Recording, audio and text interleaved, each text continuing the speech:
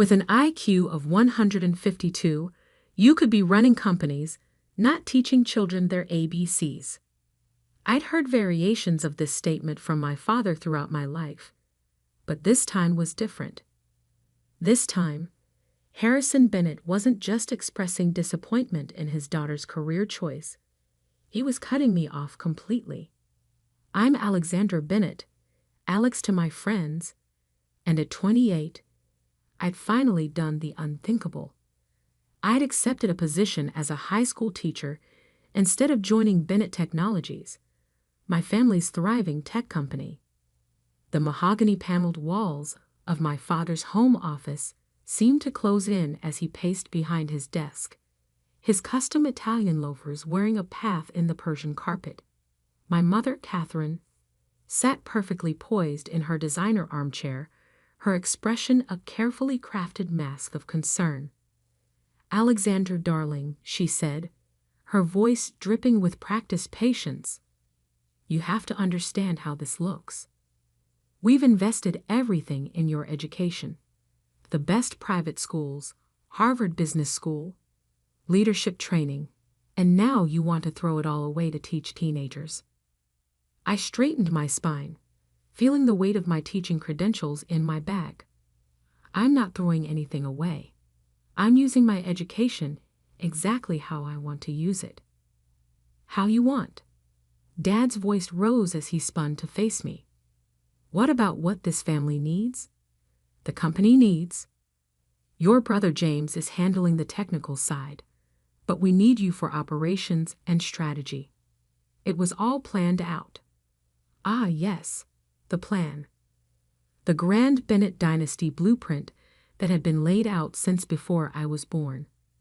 James would handle the engineering and product development, following in Dad's footsteps, while I would manage operations and eventually become CEO, inheriting Mom's role. Perfect symmetry, perfect succession. Except I had my own plans. Dad, I've taught coding workshops for 3 years alongside my MBA. I've seen the impact direct education can have. The excitement when a student finally grasps a concept, the potential unleashed when. Potential? He slammed his hand on the desk, making the family photos rattle. You want to talk about potential? Bennett Technologies is about to sign the largest government contract in our history. We're talking billions in educational technology infrastructure. That's real impact. I knew about the contract. The aita initiative, a massive project to modernize the entire state's educational technology infrastructure. Bennett Technologies was the frontrunner, but they still needed approval from the State Department of Education. And who do you think evaluates and implements these education contracts? I asked quietly. Teachers, education professionals, people who understand both technology and classroom realities. Don't get smart with me, Dad snapped. If you want to understand how technology works in education, you do it from the corporate side, not by grading papers and chaperoning proms. Mom stood up, smoothing her silk blouse. Alexandra, we're just trying to protect you. Teaching is admirable, but the salary, the status, she shuddered delicately. How will you maintain your lifestyle? I looked around the office, at the symbols of wealth that had defined my upbringing. The rare art pieces, the antique furniture, the photos of our family at charity galas and yacht club events. Maybe I don't want that lifestyle. The words hung in the air like a death knell. Dad's face turned an alarming shade of red. Then you won't have it. As of this moment, you're cut off. No more trust fund, no more allowance, no more family connections. If you want to live like a teacher, you'll do it without our support. Harrison, Mom gasped, though I noticed she made no move to contradict him. You have a choice, Alexandra, Dad continued, his voice cold. Take your rightful place at Bennett Technologies, or face the consequences of your idealism. I stood up, surprising myself with how steady my legs felt. I've already made my choice. I start at Franklin High School next month. Then I suggest you start learning to live on a teacher's salary immediately. He turned his back to me. A clear dismissal. Madeline will show you out. Mom gave me one last pleading look but remained silent as I walked out of the office. The housekeeper, Madeline, was waiting in the hallway, my coat already in her hands. She'd worked for our family for 20 years, had practically raised me while my parents built their empire. "Miss Alexandra," she whispered, slipping something into my pocket as she helped me with my coat. "You'll always have friends here." Outside, the autumn air was crisp as I walked to my car, a modest Prius I'd bought myself, much to my parents' horror. Inside my pocket, I found a folded envelope containing $2,000 in cash and a note in Madeline's careful handwriting. "For emergencies. Proud of you." I drove home to my new apartment, also modest, also self-funded, fighting back tears. Not of sadness, but of determination. My parents thought teaching was beneath me, a waste of potential. They had no idea that I was about to have more influence over their precious contract than they could imagine. Because what my family didn't know was that I hadn't just accepted any teaching position. Through my work with coding workshops and educational outreach, I had caught the attention of some very important people in the state's education department. People who were looking for someone with both educational experience and a deep understanding of technology infrastructure. My position at Franklin High was only part of my new role. The other part, the part I couldn't tell my parents about due to confidentiality agreements, was as special advisory chair to the State Education Technology Implementation Committee. In other words, I would be one of the key people evaluating and approving that billion-dollar contract my father was so excited about. But that would be a lesson for another day. Right now, I had curriculum planning to do and a classroom to prepare. After all, as any good teacher knows, the best revelations come after proper preparation. I pulled into my apartment complex, passing the gleaming high-rises where I used to live to reach my more humble building. A text from James lit up my phone. "They'll come around, Lex. They always do." I smiled sadly. My brother meant well, but he didn't understand. This wasn't about them coming around. It was about standing my ground, about proving that success isn't measured by the size of your office or the number of zeros in your bank account. Sometimes the most important lessons are the ones that hurt the most to teach, and I was about to give my parents an education they'd never forget. The first month of teaching at Franklin High School taught me more about leadership than any Harvard Business School course ever did. Standing in front of 30 teenagers, trying to make computer science both accessible and engaging, required skills that couldn't be learned from textbooks or board meetings. Miss Bennett, Maria Rodriguez, one of my brightest students, raised her hand during our coding workshop. Why do schools always get stuck with outdated technology? My cousin's private school has all the latest equipment, but here we're working with computers older than we are. The question hit close to home.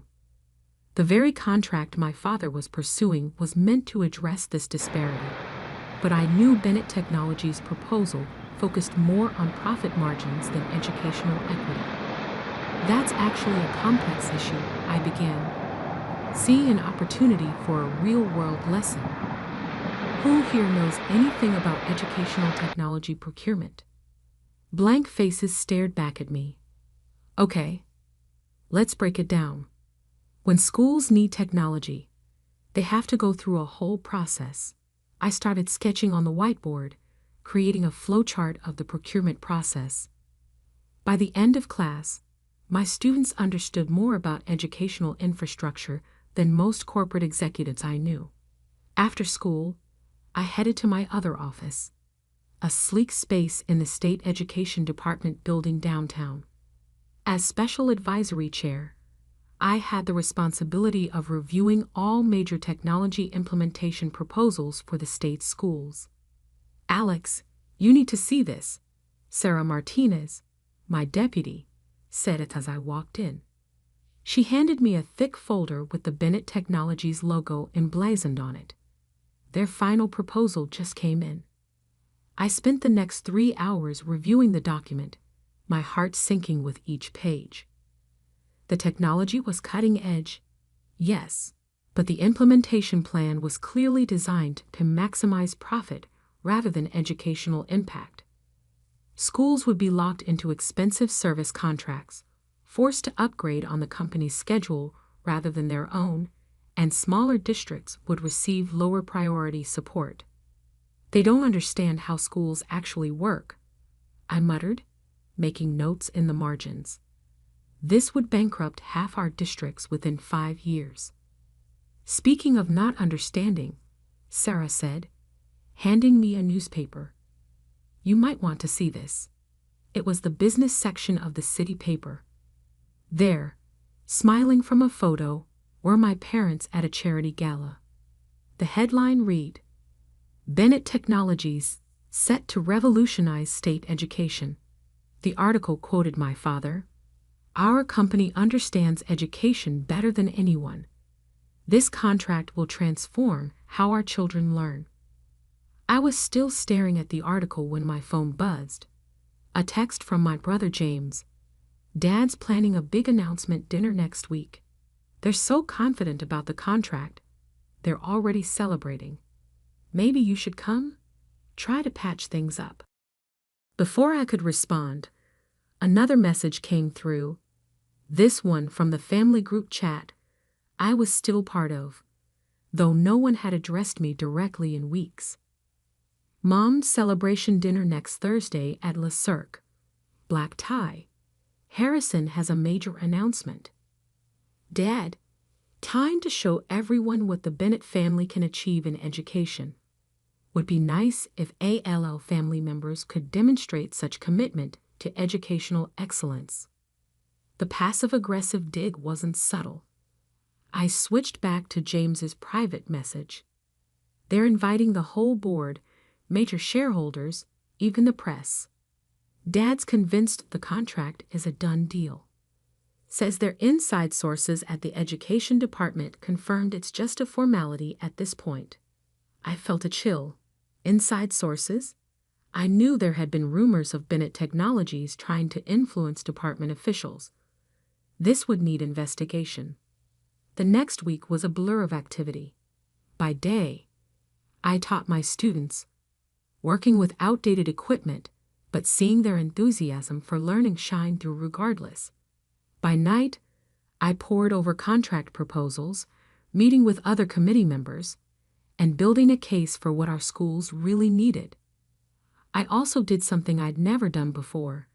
I started documenting every interaction, every email, every piece of evidence suggesting Bennett Technologies was trying to manipulate the contract process. If they were playing dirty, they needed to be exposed. 2 days before the celebration dinner, I received an official invitation. Not from my parents, but from Bennett Technologies' PR department. "You are cordially invited to celebrate Bennett Technologies' groundbreaking achievement in educational technology.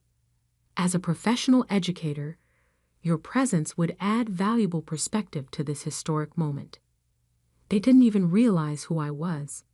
To them, I was just another teacher to be used as a prop in their corporate theater. I RSVP'd yes.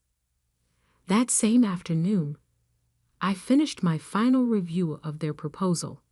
The verdict was clear. While their technology was impressive, their implementation plan would be disastrous for our schools. The contract couldn't be approved as written. I also finished compiling my evidence of their attempted contract manipulation. The file was damning. Emails showing improper contact with department officials evidence of attempted bribes, documentation of false claims in their proposal. As I prepared for the celebration dinner, I thought about Maria's question about outdated computers, about all the students in underfunded schools who deserved better, about the difference between looking successful and actually making a difference. My parents thought they were about to teach me a lesson about success. Instead, they were about to learn one about integrity. I slipped my presentation materials and documentation into my bag, along with my Department of Education credentials. Tomorrow night, at their own celebration dinner, they would finally understand exactly what just a teacher could do. The stage was set for a lesson they'd never forget. And this time, I would be the one doing the teaching. Lee Sirk's private dining room sparkled with crystal and success. The city's business elite mingled over champagne, celebrating a victory not yet officially won. My father stood at the center of it all, holding court like a king in his empire. I arrived exactly on time, wearing a simple black dress that would have made my mother wince if she recognized me at all. For the first 20 minutes, I moved through the crowd unnoticed, just another teacher invited for show. Ladies and gentlemen, my father's voice boomed across the room. Thank you all for coming tonight. We're here to celebrate not just a contract, but a vision. Bennett Technologies is about to revolutionize education across our state. Applause rippled through the room. I watched my mother beam with pride, my brother James shift uncomfortably. He'd always been more honest than our parents. And the board members nod in self-satisfaction. In just a few days, Dad continued, we'll be signing the largest educational technology contract in state history. Our inside sources tell us it's a done deal. More applause. And to demonstrate our commitment to educators, we've invited several teachers to join us tonight. These are the people who will be using our technology, shaping young minds. His voice trailed off as he finally spotted me in the crowd. The color drained from his face. Alexandra? Hello, Dad, I said, loud enough for everyone to hear. Don't let me interrupt. You were saying something about inside sources and done deals. Mom's champagne glass nearly slipped from her fingers. James took a step forward, then thought better of it. What are you doing here? Dad's attempt at a smile looked more like a grimace. I was invited. I held up the PR department's invitation. As a professional educator, though I'm actually here in my other capacity, I reached into my bag and pulled out my credentials. As Special Advisory Chair of the State Education Technology Implementation Committee. The silence that fell over the room was absolute. I could see the wheels turning in every head as they processed what this meant. That's impossible, Mom finally managed. Why? Because I'm just a teacher. I walked to the front of the room, my heels clicking on the marble floor. Actually, that's exactly why I was chosen for the role. They needed someone who understood both technology and education. Someone who could evaluate proposals based on real classroom needs, not just profit margins. Dad's face had moved from white to red. Now see here. No, Dad. You see here. I pulled out my laptop and connected it to the room's display system. Let me share some findings from our proposal review. The next 10 minutes were brutal. I methodically took apart Bennett Technologies' implementation plan, showing how it would devastate school budgets, highlighting the predatory service contracts, demonstrating the impact on smaller districts. And then there's the matter of these emails. New documents filled the screen. Communications between Bennett Technologies and department officials, attempted bribes, false claims in official submissions. Would anyone like to explain these? The board members were now staring at my father with horror. Corporate lawyers in the crowd were already reaching for their phones. "You can't do this," Dad spluttered. "We're your family." "Yes, we are," which makes this even more disappointing. I turned to address the whole room. The contract proposal, as written, has been rejected. However, the committee has prepared a conditional approval framework that got everyone's attention. Bennett Technologies can resubmit a revised proposal that meets the following criteria: fair pricing structures for all districts, flexible implementation timelines, reduced service contract terms, and most importantly, a requirement that 30% of the contract value be reinvested in teacher training and support programs. That would cut our profit margins in half. Someone from the financial department protested. Yes, I agreed. It would bring them in line with ethical business practices for educational contracts. You have 48 hours to decide if you want to resubmit under these terms, or we move to the next qualified bidder. The room erupted in chaos. Board members huddled in corners. Lawyers whispered urgently to executives. And my parents just stared at me like they'd never seen me before. All this time, Mom said softly, "You were doing exactly what you taught me," I finished for her. "Making an impact on education, just not the way you planned." James approached, a hint of a smile on his face. "You know what this means. If we accept these terms, you'll be overseeing our company's largest contract." "No," I corrected him. "I'll be ensuring that students like Maria Rodriguez get the educational tools they deserve, regardless of which company provides them." The next few weeks were intense. Bennett Technologies ultimately accepted the committee's terms. They really didn't have a choice once their ethical violations came to light. The revised contract was actually better for everyone. Schools got fair terms, teachers got support, and the company maintained its market position, just with more reasonable profits. My parents? That took longer to resolve. Dad showed up at Franklin High 3 weeks after the dinner. I was teaching my coding class when he appeared in the doorway. "Miss Bennett," Maria called out, "isn't that your dad? The tech company guy?" "Yes," I said, watching him take in the classroom, the engaged students, the work we were doing with limited resources. "He's here to learn." "Alexandra," he said when class ended, I was wrong. About teaching. About you. About a lot of things." "I know," I replied. "That's why I had to teach you differently." We didn't hug it out. Things weren't that simple. But over time, something interesting happened. My father started showing up at school board meetings. My mother began advocating for educational causes. They didn't fully understand my choices, but they started respecting them.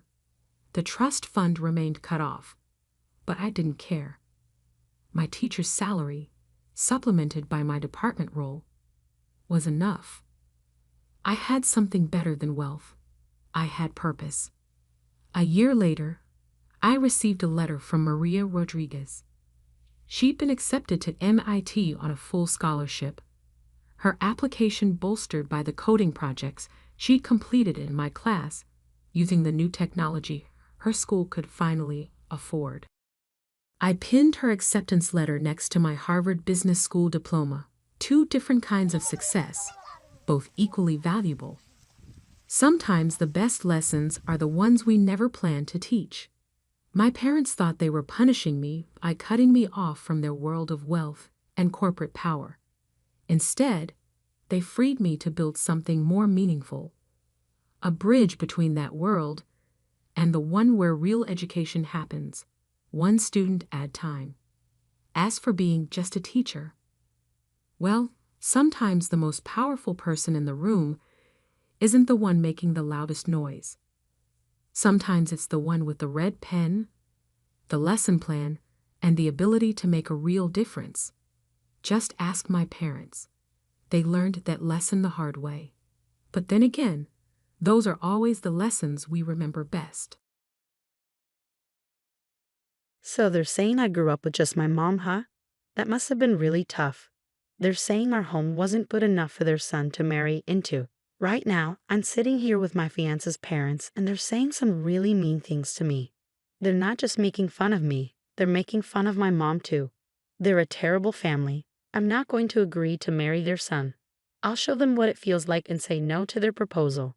They deserve to feel really bad about how they're acting. My name is Emma, and I'm 27 years old. It's just me and my mom in our family. My dad died in an accident when I was little, leaving us alone. When my dad passed away, my mom didn't cry. She always smiled, even though I was crying a lot. My mom worked really hard so I could go to university and study law. Now I work for a big company and stay really busy. My fiancé, Michael, is 30 years old, 3 years older than me. He asked me to marry him after we'd been together for a year and a half. He asked me out after we met at work, and I said yes because I wanted to make my mom happy, even though I thought it might be too soon. Today we're going to meet his parents to talk about our wedding. I'm so nervous. Do I look okay? Don't worry, Emma. You always stress too much. But Michael, you mentioned your parents are quite important. They're considered wealthy. It's more about my granddad, though. He was quite successful. Yeah, his folks are what you call rich. His granddad did well as a business person and left a lot of money when he died. It seems like his dad is living off that money. Do you think I'll be okay with it? I picked this gift from a fancy store, but do you think they'll appreciate it? It's okay, it's okay. What matters is that we brought a gift. Gosh, I'm really anxious, you know. He's just going back to his parents' house. So he's calmer than me. I'm so nervous, it feels like my heart might leap out of my mouth. Try to be a bit more serious. This is a formal meeting to tell them about our wedding. As I started to get annoyed by his relaxed attitude, I saw a huge mansion that took my breath away. It's huge, just like I thought. When I quietly said that, he chuckled proudly. Granddad was quite something. Dad and everyone else are waiting. Let's go in fast. As we stepped into the entrance together, the big door opened by itself and his parents welcomed us. Hello, you're Emma, right? Our son has told us about you. It's a pleasure to meet you. I'm Michael's mother. Yes, nice to meet you. I'm Emma. You're so sweet. Please come in. I'll prepare some tea. His mom was calm and smiling the whole time, which helped me relax a bit. His dad was also friendly. So you work with Michael, huh, Emma? That's impressive. A woman working at that company. Thank you. The term a woman bothered me a bit, but I took it as a compliment and replied politely. However, as the conversation went on, I started to feel more and more uncomfortable. While deciding to marry Michael takes courage, Emma. Huh? What do you mean? Michael's parents, in other words, us, were wealthy. Normally, someone might feel intimidated by the difference in status and be hesitant about marriage, you know. Yeah, some people might feel that way. Michael's dad seemed to think they were quite special and didn't hesitate to talk about their status. Michael's mom, who had been calm before, started to show her true colors as the conversation went on. Well, my family wasn't really rich, but as you can see, and pardon me for saying this, I'm quite attractive. Don't you think I'm a good match for my husband? Oh, I see, Emma. You're remarkable for agreeing to marry Michael with your looks. I couldn't do it. I couldn't tell if she was being sarcastic or sincere. I looked at Michael for help, but he didn't seem to care. In fact, he even joined in and started teasing me with his parents. Emma, she's not the most beautiful, but she's good at her job. I think she'll make a good wife. She's highly respected at work, even though she's a woman. I believe she can keep up with me, right? Was he always like this? When it was just the two of us, he seemed more composed. Maybe he acts different around his parents. While I wondered about this, I managed to keep up a polite smile. Suddenly, Michael's dad asked him, "Oh, Michael, have you met her parents yet?" Of course, I've already handled that, so no need to worry. I assume Emma's parents are pretty ordinary. She doesn't have a dad, but her mom seems like any other mom. After Michael's response, his dad's eyebrows twitched. No dad, Emma. What's the story there? Taken aback by the sudden change in Michael's dad, I quickly explained. My dad died in an accident when I was little, so my mom raised me on her own. So you grew up in a single-parent household? Yeah, That's right, I still live with my mom. When I finished explaining, Michael's dad looked deeply thoughtful, and his mom seemed to get upset. They started whispering as if they were having a private conversation. Is everything okay?" I asked cautiously, confused by their reactions. At the same time, Michael's mom said something surprising. "This could be a problem." What do you mean?" "Michael, maybe you should think again about marrying her. Mom will find you a girl from a better background." "Wait, what are you saying?" Michael's mother gave me a cold stare. "A girl raised by a single mother isn't suitable for Michael, is she?" Right beside her, Michael's father quickly added, "Exactly, Michael. Despite her career success, coming from a single-parent household is a problem, isn't it? I've warned you many times to be cautious about who you marry, but you—" It felt like I was being judged like a faulty item. Hearing such words from my fiance's parents, whom I was meeting for the first time, was completely unexpected. I was left stunned in shock. Then my fiancé, Michael, said something that made me question if I heard correctly. "Oh, so she's not even close to meeting the standards. I thought she might barely make it. But I'm already 30 and finding someone else would be a hassle, so I'll just settle for Emma." "What? Michael, don't we want to get married because we love each other? You didn't really think I was marrying for love, did you?" He laughed loudly, tossing out those harsh words. "All I want is a wife who can manage the house like a maid. I can't truly love someone with a family background like yours." "That's right," Michael's mom chimed in, agreeing with his cold words. Even Michael's dad nodded along, laughing mockingly. I can't believe this. I thought he was the one who genuinely wanted to marry me out of love. I was completely speechless at this sudden turn of events.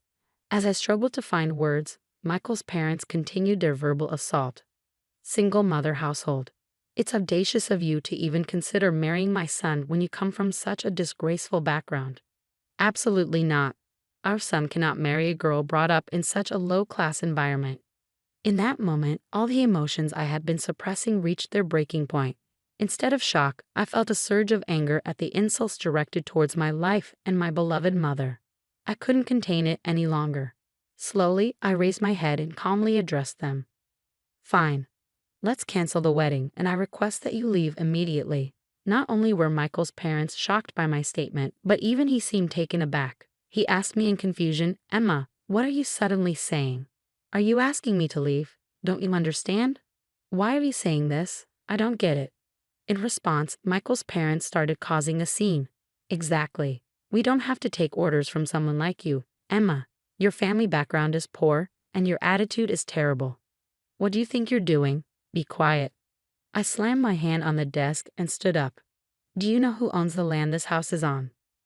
"What are you talking about? This land was inherited from my father." "From your father? Can you prove that this land is yours? Do you have any evidence?" When asked for proof, Michael's father started to panic. They seemed to have never checked, whispering to each other. "What's the problem? If you own the land, there should be proof, right? Like inheritance documents. We don't have anything like that. This house was built by my father, and this land belonged to him from the beginning. That's how he could build it." As Michael's father spoke, Michael's mother also chimed in. "First of all, what are you talking about, Emma? It's impolite for someone like you to discuss someone else's property. Stop it. Just because my parents didn't approve of our marriage, don't start making baseless accusations. It's pointless to keep going like this." I decided to reveal the truth. "It seems you're unaware, so I'll explain. Your grandfather only had a lease agreement with my grandfather." "What? A lease agreement?" It seemed like a new term for him, and Michael's father looked confused. I was frustrated and explained it patiently so even this ignorant family could grasp it. "A lease agreement means you're allowed to use the land. Right now, you're using it for free, but when the agreement ends, it goes back to us. So basically, your grandfather is just borrowing this land temporarily from mine." "No, that can't be. I've never heard of such a thing." "You're lying." "Are you calling me a liar? That's not true, and we have the contract to prove it. We've already checked its validity." Michael's father was stunned and flustered by this unexpected truth. "No, it can't be true. You're just making it up. You come from a single-parent family and your dad passed away." "That doesn't matter. My mom's dad owned a lot of land and lent it to many people. We've been able to live thanks to his support." "You own that much land?" Yeah, I studied law in college, so my mom and I were looking into our land leases. That's when we found out that this place where you live is also owned by my grandfather. Do you get it now? The three of them were shocked and speechless. They were struggling to understand their situation, but I explained it anyway. Considering this, could you please leave this land soon? According to the contract, the free rental period ended a while ago. I believe my mom sent you a notice beforehand. A notice? No, we never got anything right, Mom. Michael's father looked to his mom for confirmation, but she replied with a pale face. I did notice an envelope coming every month, but I didn't really understand what it was for, so I thought it was junk mail and threw it away. Could that be it? That was the notice, I said with a smile. We've been sending notices for over 2 years now. What will you do? Pay 2 years' worth of land rent or leave? You need to decide. Wait, hold on. You can't just spring this on us out of nowhere. Out of nowhere? We've been asking you to do something for a while now. Please make a decision, Michael's father begged desperately, kneeling down. We've been facing huge losses in the stock market recently, and our assets are minimal. We were counting on Michael's support from now on. But there was no room for leniency anymore. I had planned to settle things amicably if the marriage was decided and if I received an apology about the notices. But since you've insulted my mother, I've had enough. I'm sorry, but I can't let you continue to stay on this land for free. With that refusal, Michael's parents started to tremble. Even Michael, who had been calm until then, began to change his attitude as if it were the right moment. Hey, Emma, can't you stop this now? I'm going to marry you, so please. What are you saying now? So what? Let's just forget about this. If we get married, there won't be any issues with the land, right? Right? Is this guy for real? I can't imagine marrying someone so disrespectful. At this point, I don't meet a man who insults his fiancée alongside his parents. I'm sorry, but I have to decline. I refuse to become part of a family with such a conceited man like you and your knave parents. At my words, he looked like he was on the verge of tears. Please forgive me. What happened next doesn't need much explanation. Despite boasting about their wealth, his parents were actually struggling financially. They couldn't even afford to pay the land tax for 2 years upfront, revealing their true financial situation. Eventually, they had to leave their land, sell their grandfather's pride and joy, the house, to cover the overdue taxes. They tried to maintain their lifestyle for a while, but it seems their money dried up quickly. Now they're living in a small apartment as a family of 3. Word about the whole ordeal spread quickly within the company, and he lost his reputation. However, his parents rely on his income, so it seems he's stuck. Sometimes I receive romantic emails from him, but I never reply. I have no feelings for him whatsoever, and I doubt I'll ever trust him again. He's become the subject of gossip at the company, and I secretly hope he continues to struggle in his tough situation. My mother-in-law told me that anyone who doesn't help with housework isn't welcome here. She seemed to expect me to feel sorry and beg for forgiveness. My husband, sitting beside her, had a smirk on his face, like he was enjoying watching me get scolded. But instead of feeling upset, I surprisingly felt calm. I'll leave then, I said firmly, without any doubt.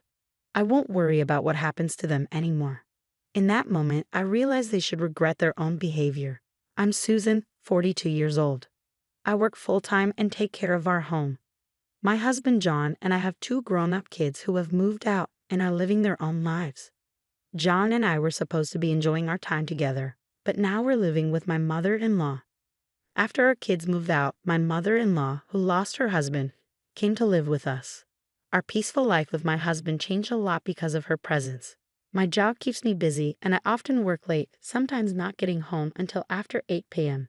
Lately, when I come back, I'm frustrated by what I see. The living room is a mess, with snacks and clothes scattered around, and my husband is lounging on the sofa, watching TV and drinking beer without caring about the mess. He doesn't even acknowledge me when I arrive. Dinner isn't prepared, and I can't help but feel disappointed.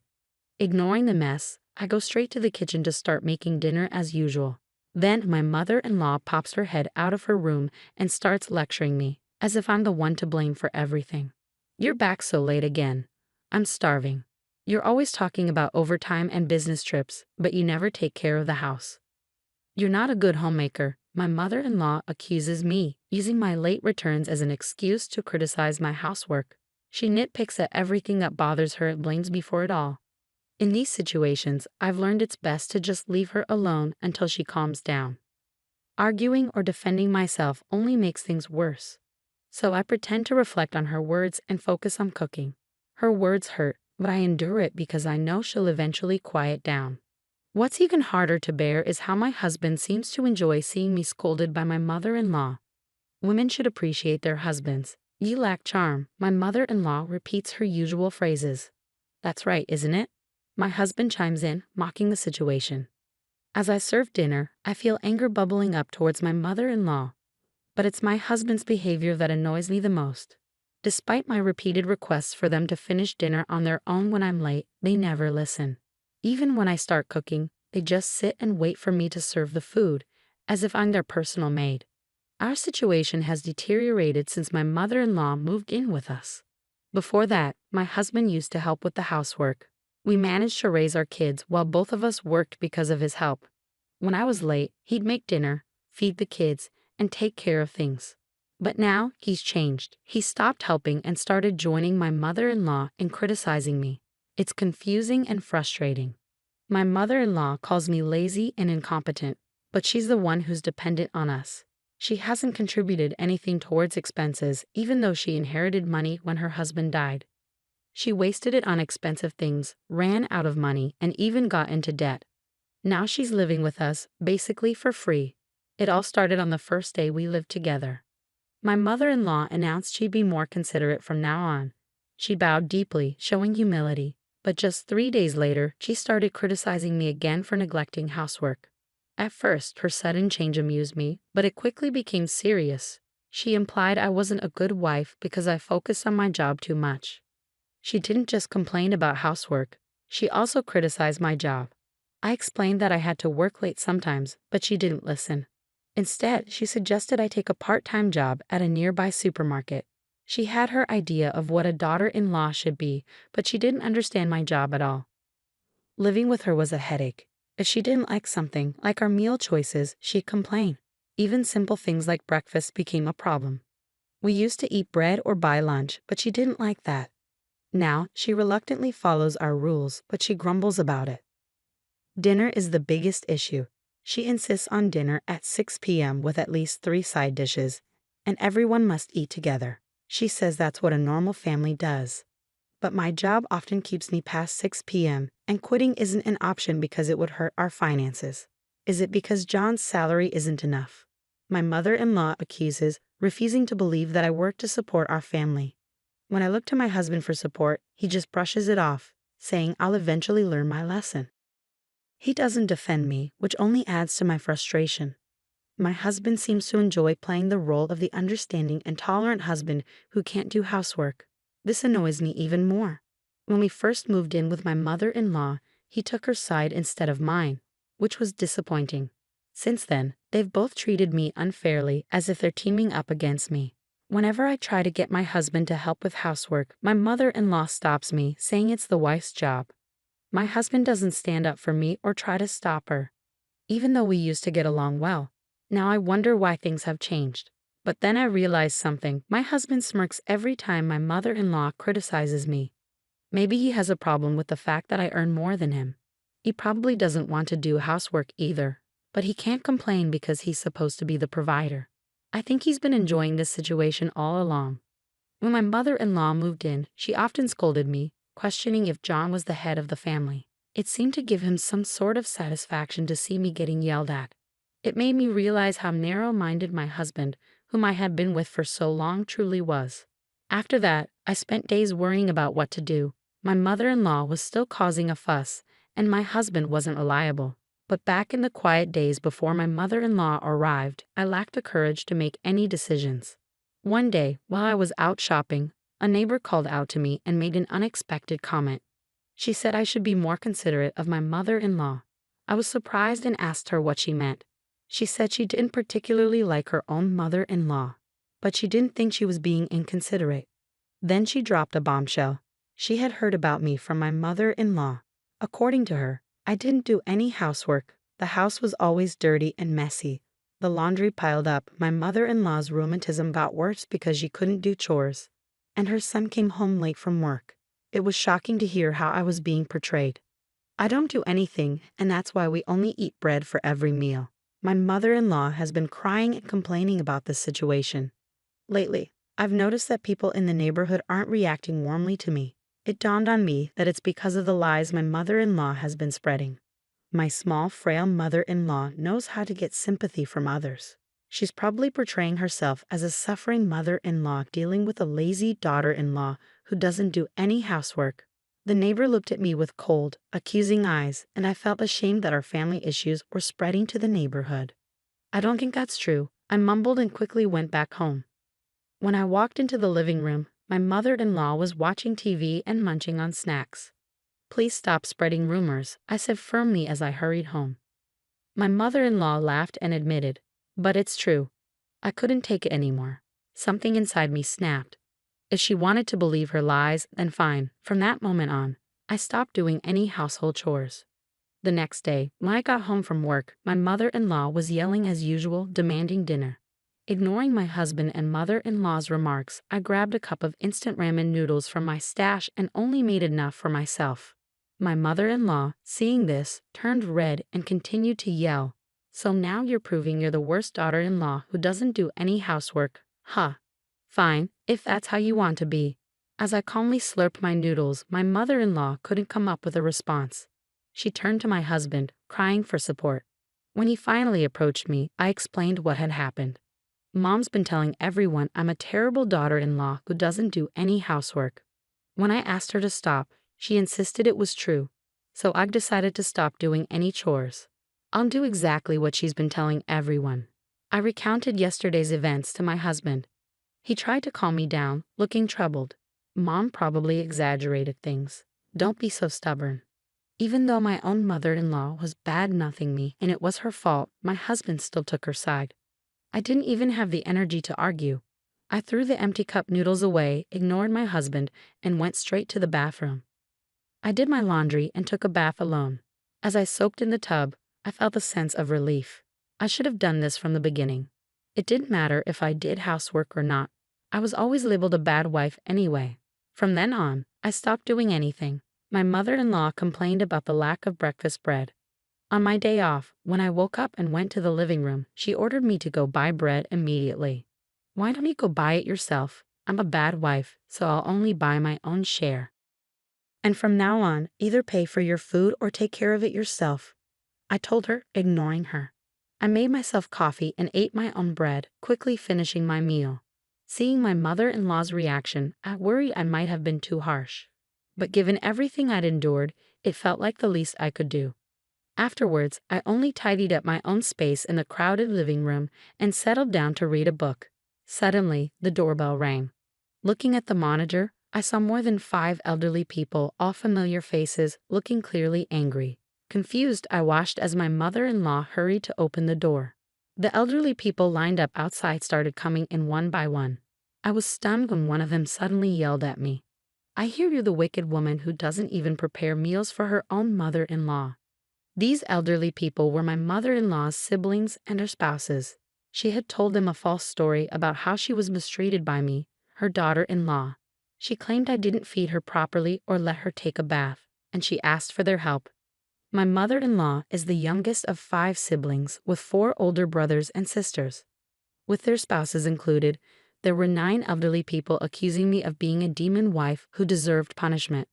Being criticized by so many people made me break out in cold sweat from fear. This is a misunderstanding. I finally managed to argue back, my voice trembling.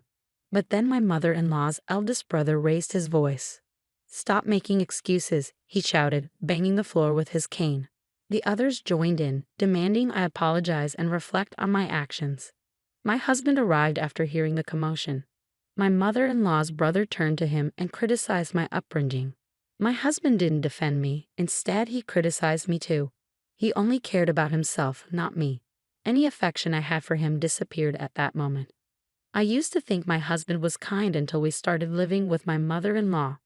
But he's not kind. He's just weak, unable to stand up to pressure. He's easily swayed by the opinions of others. One of my mother-in-law's brothers took my husband's words seriously and suggested we divorce. Everyone agreed.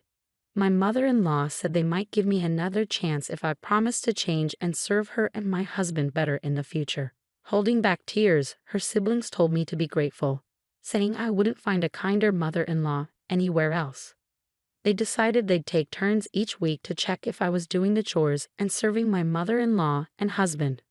Once the conversation was over, everyone seemed satisfied. They planned to go out for sushi since they were all together for the first time in a while, and they all left the house. As they left, my mother-in-law made a parting shot, saying the house should be clean and laundry done by the time they got back. Why did it have to come to this? Alone in the messy living room, tears started to well up. We used to be happily married until my mother-in-law moved in. Why am I being complained about by all the relatives despite doing my best? Tears streamed down my face, a mix of sadness, regret, and anger. After a few hours, my husband and mother-in-law returned home. I was still sitting in the messy living room. My mother-in-law smirked and sneered, "Leave. We don't need a wife who doesn't do housework. I told you to clean up earlier, didn't I?" Seemingly tipsy, my mother-in-law ordered me to leave immediately. My husband joined in, his face grinning, thinking this would make me obey quietly. But I had no desire to keep working hard for them, or to do anything for them anymore. "Fine, I'll leave then," I said calmly and got up to leave the living room. Behind me, I heard my mother-in-law and husband laughing, thinking I was bluffing. I didn't care anymore about their reaction. I packed my things in my room and left the house without saying another word to them. About 2 weeks later, my mother-in-law called me. "John says he has no money." "What does that mean?" She seemed frantic. I told her the truth. "John earns only a third of what I do. I've been covering our expenses with my salary, and the house is in my name, so please leave soon." "I'm going to sell it," I urged her, but she insisted it was a joke. I told her to check the bank book in her drawer to see for herself. On the other end of the phone, my mother-in-law fell silent, seemingly shocked by my husband's low salary. Then she started to panic, begging me to come back because she was sorry and my husband was lonely. But I had made up my mind to divorce my husband. I told her I would handle everything through a lawyer and hung up the phone, ignoring her tearful apologies. Later, with the help of a lawyer, I filed for divorce, citing the actions of my mother-in-law and husband as the reason. The divorce was granted, and I felt relieved. I even received a small consolation payment. When I told my children about the divorce and what had happened, they supported me, agreeing that it was my husband and mother-in-law's fault. After that, I sold the house, and my husband and mother-in-law moved out. They had to stay with relatives temporarily since they had lost their home. As a result, my mother-in-law's lies were exposed, and it seems that my husband and mother-in-law were rejected by their relatives. I've heard they are now living in a small apartment together, struggling due to my husband's low salary. They spend their days blaming each other for my departure. My husband frequently messages me, asking for reconciliation now that he's cut ties with his mother. However, I'm considering blocking him soon because it's becoming bothersome. Without their nagging, I feel free. I plan to live my life gracefully from now on, focusing on myself. "Just leave. Go away." The person yelled angrily. "Stand still outside, you silly, useless old lady. I'm feeling really cold. Can you please open the door?" The next morning, my son's wife was found outside, feeling very cold. "My name is Lucy. I'm 60 years old and I take care of the house. My husband died a few years ago. Now my son Tom, his wife Mary, and my grandson Alan live with me. We came together after my husband passed away, but I tried to give them space so I wouldn't bother them. They thought it would be too much if we were too close all the time, so they made changes to the house for more privacy. Mary is friendly and likes to spend time with her friends. Maybe it was better for us to not see each other often. Alan, my grandson, is in 4th grade. Sometimes I look after him when Mary goes out. He's really cute. Tom works at night, so we don't see each other much. He and Mary never argued, and they went out together sometimes. So I thought everything was fine with their marriage. Mary has lots of friends and throws parties at our house often. She stays close with her mom friends from Alex's school, and they all come over on Fridays for a party. These parties bothered me a lot. They started in the evening and went late into the night with loud noise and people drinking. Sometimes the husbands of Mary's friends would get drunk too. They didn't care if Alan got tired or hungry, so he'd often come to my room when he was bored. Once someone got hurt and an ambulance had to come because they fell into broken glass. Another time, a fight got so bad that they almost called the police. It was always me who had to calm Alan down and say sorry to the neighbors the next day for the trouble. Mary liked having these parties and didn't want them to stop. I thought about talking to Tom about it, but since he worked at night on Fridays, he never saw what was happening, and I didn't feel comfortable bringing it up with him. I once told Mary how worried I was about Alan. I'm concerned about all the chaos on Fridays. I don't want any emergencies. It's not good for Alan. I'll take care of him on Fridays, so why don't you all go out to a restaurant and drink responsibly? Living together stresses me out more than you realize. Wouldn't you feel the same if you were me? Also, going out to drink costs more money than doing it at home. I can't tell your friends they can't come here. You don't understand how I feel. She got really mad and wouldn't talk to anyone. Then one Friday, Alan came home from school feeling tired. He had a fever of 100 degrees when I checked. Of all days, it's Friday. Everyone will be here soon. Why don't you go to your room and rest so you don't bother us? Can't we just cancel for today? I didn't say everything I wanted to. I can take care of Alan today, Mary. Is that okay? I offered, but she declined, probably sensing my frustration. It's fine, she replied. You don't need to worry. We're not that noisy. Why does it always fall on moms when a kid gets sick? I didn't mean to blame her, but I had to say something. If you start feeling worse, come to my room, I told Alan. I have some TV shows we can watch tonight. I'll be up late. Thanks, Grandma, he said. I'll be okay. I started to feel a bit calmer, but it was still a big day. The noise from their gathering was loud even from my room. Then there was a soft knock on my door. My heart raced with worry about Alan. I hurried to open the door, and there he was, looking upset. Can I stay with you tonight? He asked, tears in his eyes. I can't sleep because my head hurts. Even when I cover my ears, it's still so noisy. I quickly brought him into the room and gave him a drink, which he drank in one go, probably because he was thirsty. His hands felt really warm. So I checked his temperature, and it had gone up to 102. I was furious for the first time in a while. But I held back because taking care of Alan was more important than arguing with Mary. Alan still had a fever the next morning and looked just as sick. Alan looks really sick, so I think we should take him to the hospital this morning, I suggested, because most hospitals only see patients in the morning on Saturdays. But Mary couldn't get out of bed, probably because she had been up late drinking the night before. Don't worry, it'll get better soon. You'll be fine, right? She said, still half asleep and not even looking up from her bed. Alan replied, but it was clear he wasn't okay.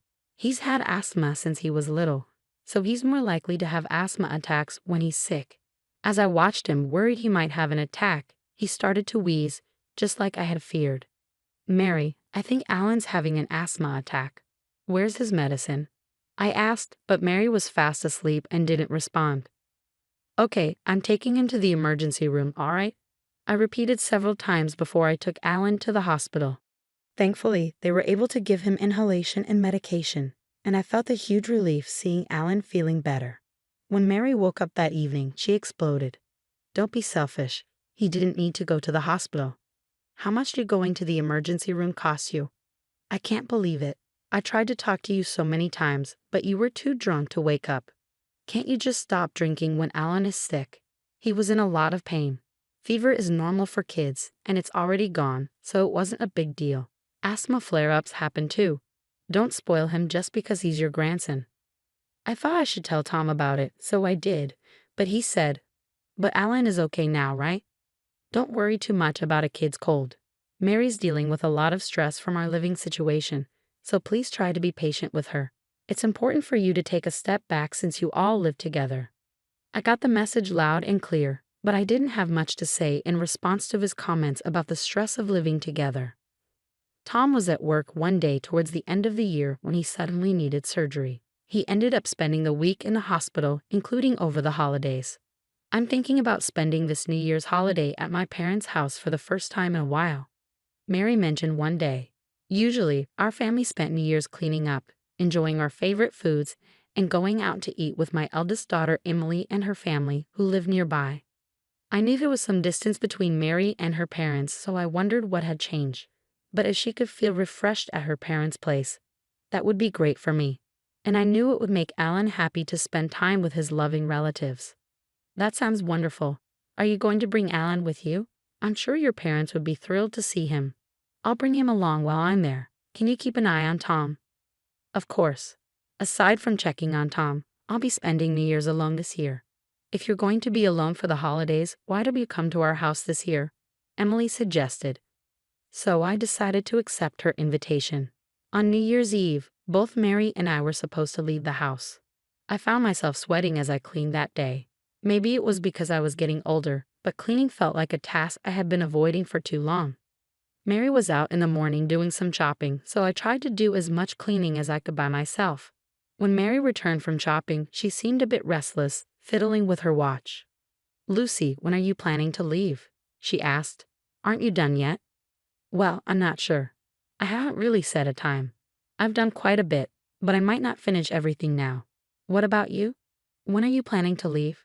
"If you go first, I'll make sure all the doors are locked and everything before I leave." I was sweating a lot from all the cleaning and had only thin clothes on. So when I got thrown out into the yard, I felt really cold and shivery, especially with the snow falling. "Mary, let me back in. I haven't had a chance to change my clothes. I'm freezing out here. Why are you taking so long? Just go already." My coat had been thrown out with my belongings, so I put it over my sweaty t-shirt for some extra warmth. I couldn't get back into the house because both the front door and the kitchen door were locked. I called out to Mary for a while, but she didn't answer, so I gave up. With no other choice, I decided to take a train to Emily's house. When I arrived, Emily was surprised to see me in such light clothes. "What's wrong? Why are you dressed like that?" she asked with concern. "Come inside quickly. You'll catch a cold. Have you seen Bob? He was worried about you because of the snow, so he went to pick you up. He said he texted you." It was only then that I realized I had left my phone at home.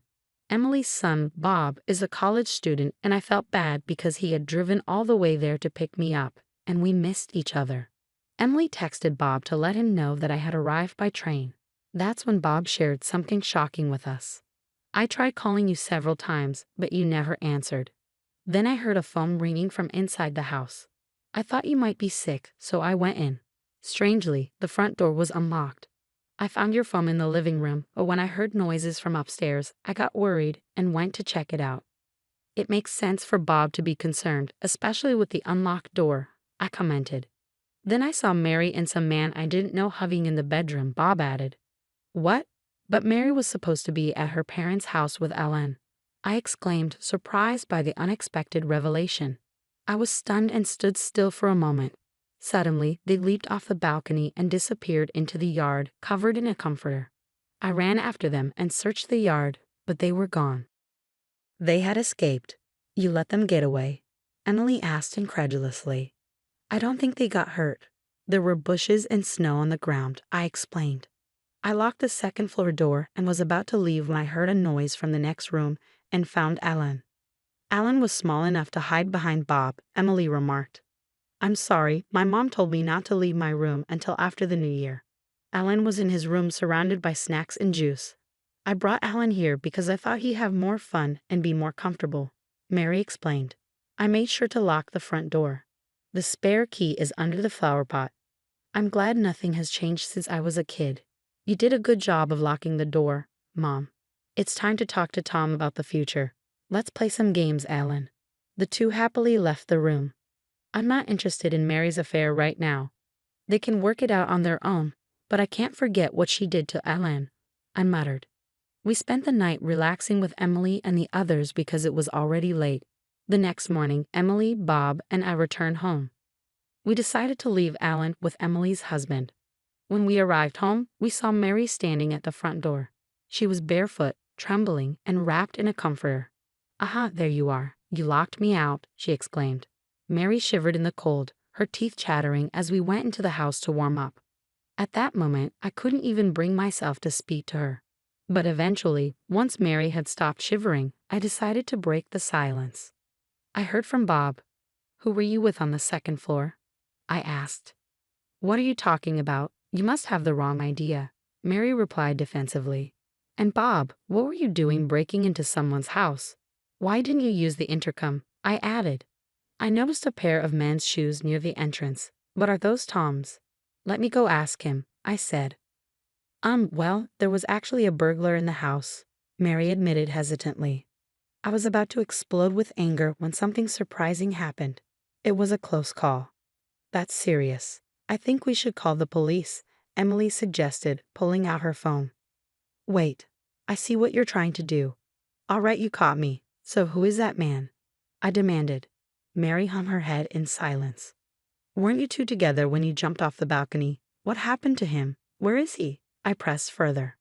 He left a while ago, Mary replied quietly. She seemed shocked to be abandoned by the man she was having an affair with. She had spent the whole night barefoot, wrapped in a comforter, while he had gone home. Oh, so he left you? That's unfortunate. Bob's words struck a nerve, and Mary's face flushed with embarrassment. How could you neglect Alan like that? Were you planning to lock him in the room while you had your fun? I'm not interested in your affair, but I can't forgive you for what you did to Alan. I expressed my anger. I agree with her. At his age, he can manage on his own just fine. I'm his mother, but that doesn't mean I have to prioritize him over everything else in my life. I have my own things to do. Just because he's my son doesn't mean he can interfere. Mary defended herself, shocking Emily, Bob, and me with her callousness. Tom will be coming home from the hospital soon. Alan and I were supposed to stay at Emily's house until then. But when the time came for Tom to be released, we decided to have the discussion at our house. However, I didn't want Alan to be there in case Mary said something hurtful to him. So I let him have some fun with Bob, I explained. When Tom arrived, Emily laid out the facts plainly. Mary, is this true? Tom asked, clearly shocked. Well, you were busy with work, and I was lonely. I'm sorry, Mary admitted, her voice shaking. Mary, did you really lock my mom out of the house in the snow? Tom asked, seeking clarification. No, that's not what happened. And what about locking Alan in the room while you were having an affair? I interjected, unable to contain my anger. Tom, didn't Mom tell you about the Friday night parties? Why didn't you and Mary talk about it? Alan spoke up, surprising us all with his maturity. I'm not sure how to approach it, but the important thing is to never hesitate to ask for help. I've been exhausted from work too, and it's been tough.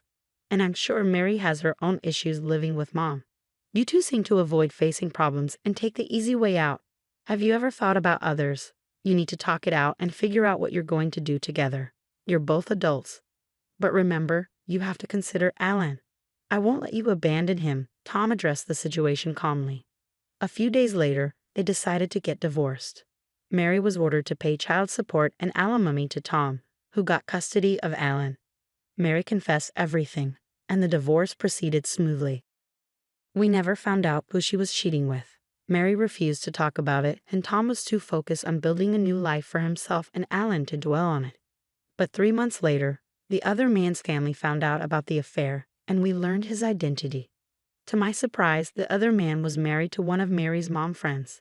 He was one of the men who sometimes attended the Friday night parties. He and Mary continued their relationship even after she divorced Tom. The reason Mary agreed to the divorce so easily was that she didn't want anything about the parties to be revealed. I can't understand how she could stay with someone who left her out in the cold like that, I mused. Despite having to pay child support and alimony, Mary stayed with him. The other man's wife demanded alimony and that Mary cut ties with him. As I pondered, I couldn't shake off the thought of the unlocked front door that day. They had been so preoccupied with their affair that they forgot to lock it. If it had been locked, Bob would have definitely used the intercom. I told Bob that even if the door was unlocked and he suspected there was a burglar, he shouldn't have gone in because he could have been in danger. I was worried about Grandma, Alan explained. Those two would have been in for a surprise if a cop had shown up out of nowhere and caught them cheating. I'm not experienced enough, Bob admitted. Well, he can be a bit of a goofball, but he always tries to lighten the mood and treats Alan like his own brother, Emily explained, acknowledging Bob's loyalty. Mary had a wide circle of friends, and news of the affair spread quickly among them. Eventually, she left the area, probably finding it too difficult to stay in the same city. It seemed that her group of friends gave them a hard time until they decided to move. They're trying to make ends meet in their new place. They have to support Alan, pay alimony to Tom, and also pay alimony to his ex-wife. Mary's relationship with her parents is strained, and she's working tirelessly with no support, I explained. She called our house once. "I'm so sorry," she said. "I'm lonely and I'm struggling because I have no one to turn to. Please forgive me. Please help me." It's one thing to want to see or talk to Alan, but it's another to try to avoid taking responsibility for what she did. I thought bitterly. The children of Mary's friends gave Alan a hard time for a while because of Mary's actions. Tom managed to talk to their parents and the kids, and they were able to resolve things among themselves. But I can't help but wonder how much it hurt Alan to have his mother disappear and then be bullied by his own friends, I said sadly. I thought about telling Mary how much Alan is struggling, but I doubt she would care, I admitted. "Is that all you wanted to say?" Emily asked. "Don't contact me," I replied firmly before hanging up the phone. I've moved in with Tom and Alan. There have been challenges, and there will be more to come, but we'll face them together. Tom has also cut back on his work hours to spend more time with Alan. I'm grateful to Emily and her family for all their support during this time, I concluded gratefully. Emily said many things I should have said. Bob cares deeply for Alan, and they've become like brothers. I hope Alan will be raised in a loving family. I'm glad I get to be here to see him grow up. I added with a hint of hope for the future.